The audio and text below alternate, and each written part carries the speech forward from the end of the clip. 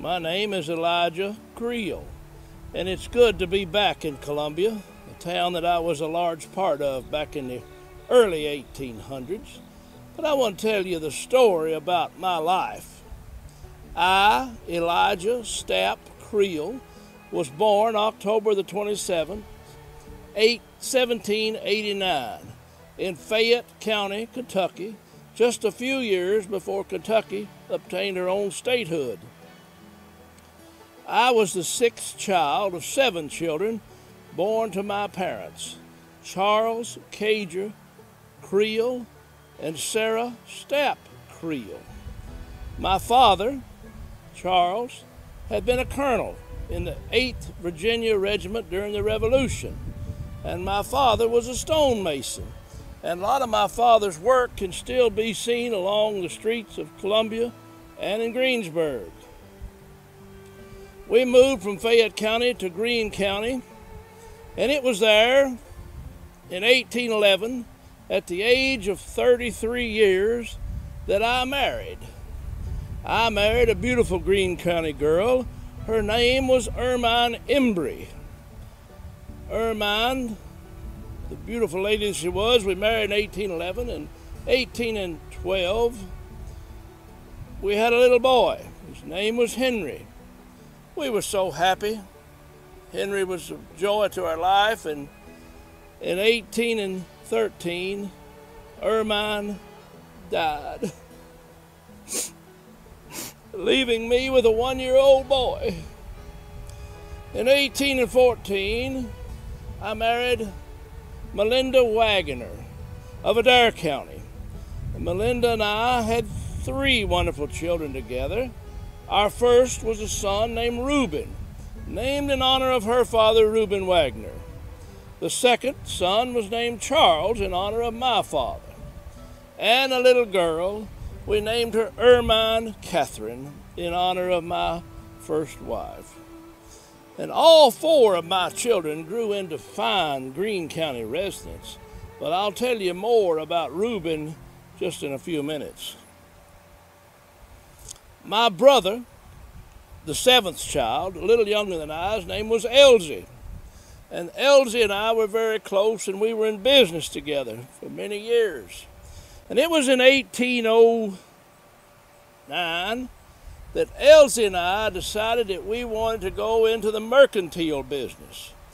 Now, we lived in Greensburg, and the Green River was not navigable all the way up that part, so we chose the mighty Cumberland River.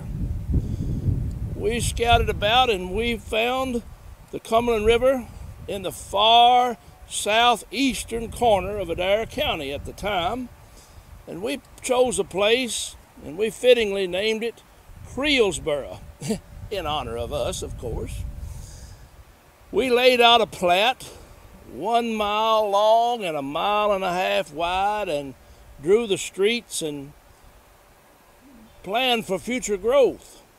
And Elsie and I opened a tavern and trading post in our newfound town of Creelsboro. We would obtain goods from Nashville. They would come up the river. Now, it was a time of no money. We would trade chickens, eggs, hides, roots, wool, and occasionally a good keg of corn liquor for groceries and dry goods.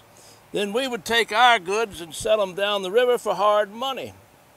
It wasn't too many years, and Elsie and I expanded our business. In 1815, we built a larger building on the site, and we named it the E&E Creel Company. And there were more and more people coming into the fertile valleys along the Cumberland River. There was the Jackman brothers, Thomas, William, and Elijah Jackman, who had obtained a 1,700-acre military land grant, and they named it fittingly Jackman Bottoms. But there were more and more people coming, and they were customers of ours, and soon we were doing good. I want to say something about the mighty Cumberland River. The Cumberland River had been named by Dr. Thomas Walker, on his earliest explorations into Kentucky in the 1750s in honor of the Duke of Cumberland. The Long Hunters in the 1770s had camped at the rock house near there and hunted in those fertile valleys for deer. It was a wonderful place. It was in 1818 that Elsie and I decided to build a building on the square in Columbia, and it still stands. We built a 2-story building on the northeast corner of the square in Columbia. Many people in Columbia would know it as the corner drugstore, and now later a florist, and it still stands today. We decided to open a bank. Along with our Uncle John Field, Elsie and I were the major stockholders, and we tried to sell the capital stock, but after some difficulty, in 1825, our bank, called the Bank of Columbia, failed. And it would be some 40 years before another attempt would be made to establish a Bank of Columbia, and that time it was a success. Now, my brother Elsie, he built a beautiful federal-style 2-story house 1 block north of the Columbia Square, and it still stands today.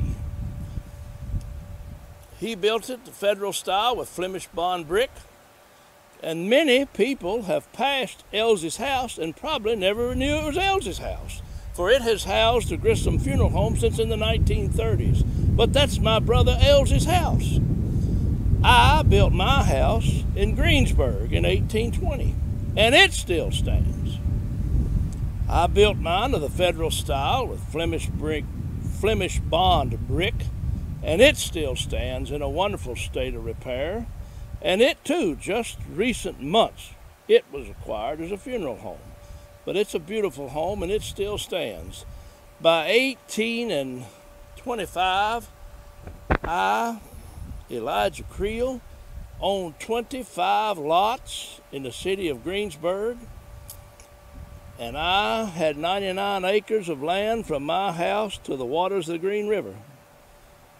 And I built some of the first, in Kentucky I might add, tobacco warehouses. And soon, the house was getting a percentage of every pound we sold, and I was doing quite well. Then along came 1833, a cholera epidemic swept through Greensburg. And in the summer months of 1833, during July and August, there were 41 deaths in Greensburg from the cholera. I contacted my attorney friend, Thomas Lyle, and I made a will. And I held on until November the 14th, 1833. And then Elijah Stapp Creel was no more. Back about 100 yards behind the house, and buried there in the Creel Taylor Cemetery, and there, along with the passage of time, largely forgotten. I left a wife and 4 children, and Thomas Lyle, my attorney friend, settled my estate. And I had amassed in those 20-some years $75,000, which was a large estate at the time. But it benefited my children and my grandchildren for years to come. Now, I wanted to tell you about my son, Reuben. Reuben knew well William Henry Herndon from Greensburg, and Herndon was Abraham Lincoln's law partner. So, through that affiliation with Herndon, Abraham Lincoln chose Reuben to be ambassador for the United States to the country of Mexico. So Reuben served in that capacity during Lincoln's administration. Reuben's son, my grandson, Enrique, in about 1903, he became the ambassador from Mexico to the United States. And Enrique married a wealthy Mexican lady, and they had a vast holdings there in Mexico. But I hope that by my time here with you today, you've learned more about the life of Elijah Creel and the work that I did in the early days of Columbia and Greensburg.